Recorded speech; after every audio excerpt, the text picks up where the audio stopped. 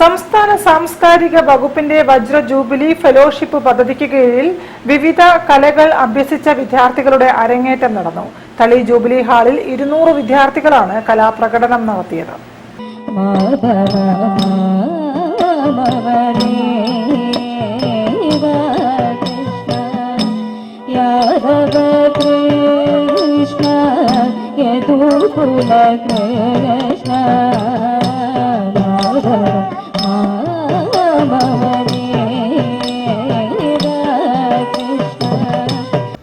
സാഹിത്യത്തോടൊപ്പം കലയുടെ നഗരം കൂടിയാണ് കോഴിക്കോട് എന്ന് തെളിയിക്കുന്നതായിരുന്നു കേളി 2024 പരിപാടി.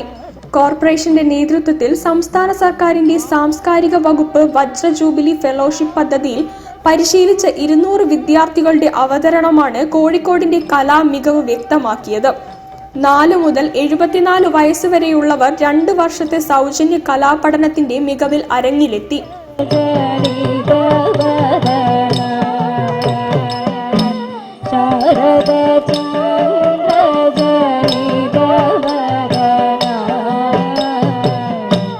ആഗ്രഹമുണ്ടായിട്ടും വേദി കിട്ടാത്തവർക്കുള്ള ആഗ്രഹ സഫലീകരണം കൂടിയായിരുന്നു കേളി 2024 പരിപാടി. ഇവരുടെ കലാപ്രകടനങ്ങൾ കാണാൻ കലയെ സ്നേഹിക്കുന്ന വലിയ സദസ്സും തളി ജൂബിലി ഹാളിലെത്തി. ആനക്കുളം സാംസ്കാരിക നിലയത്തിലാണ് നഗരത്തിലെ വിവിധ കലാ അധ്യാപകർക്ക് കീഴിൽ ഇത്രയും പേർ സൗജന്യമായി കല അഭ്യസിച്ചത്.